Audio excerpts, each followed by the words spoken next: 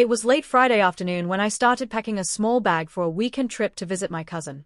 She'd been struggling ever since her engagement collapsed, and I wanted to be there to support her. My boyfriend, Daniel, didn't seem thrilled about the idea. His only response was a brief, "All right, have fun."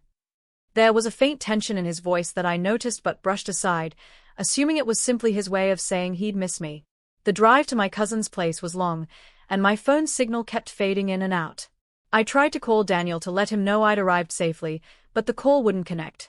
By the time I finally got there, my cousin was already in tears. The rest of the evening was spent comforting her. We stayed up late, sipping tea and talking, both of our phones left mostly on silent. The next morning, I woke to find several missed calls and unread texts from Daniel. His messages read things like, "Why aren't you answering?" and "Who are you with?" The tone felt more accusatory than worried. I quickly replied, explaining the situation, but got no response. I figured he'd see my message later and calm down. Saturday passed in a blur of errands meant to distract my cousin from her heartbreak. We bought groceries, cleaned the house, and binge-watched one of her favorite shows. My phone stayed in my bag most of the day so I could be fully present for her. When I finally checked it that evening, I found a string of angry messages from Daniel accusing me of deliberately ignoring him. I called right away, but he didn't answer, only sent one chilling text, "I know what you're doing." My stomach dropped. I had no idea what he meant. I tried calling again and again, but he refused to pick up. That night, I barely slept, worrying about what was going through his mind. By Sunday morning, I decided to end my visit early and drive back.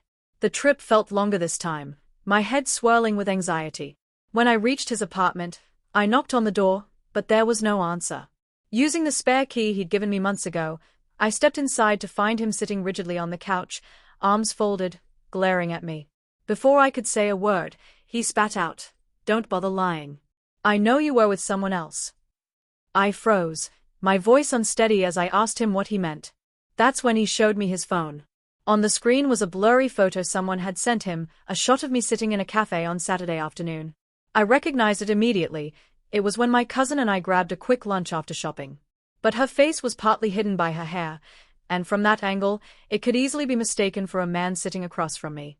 I tried to explain, but Daniel's expression stayed hard, his jaw tight, his eyes clouded with hurt.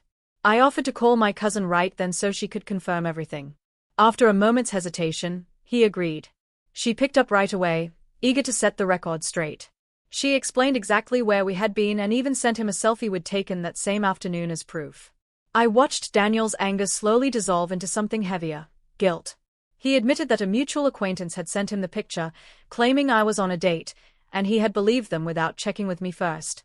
The ache in my chest had nothing to do with the false accusation itself. It was the realization that he had trusted someone else's word over mine. We sat in silence, the weight of it all pressing between us. He apologized, but there was still a flicker of doubt in his eyes. Trust, once cracked, doesn't heal overnight. I told him I needed time to process, and he quietly agreed. That night, I went home alone. Lying in bed, I thought about how quickly suspicion had taken the place of trust, and how a single misleading photo had been enough to shake our relationship. Love without trust, I realized, is like a house built with no foundation. Over the next few days, Daniel kept texting, promising never to jump to conclusions again, swearing he had learned his lesson. I appreciated the words, but a part of me couldn't forget how easily he had believed the worst. In the end, I understood it wasn't just about what had happened that weekend, it was about the deeper cracks it revealed. Sometimes, it's not a lie that destroys a relationship, but the seed of doubt that never needed to be planted at all.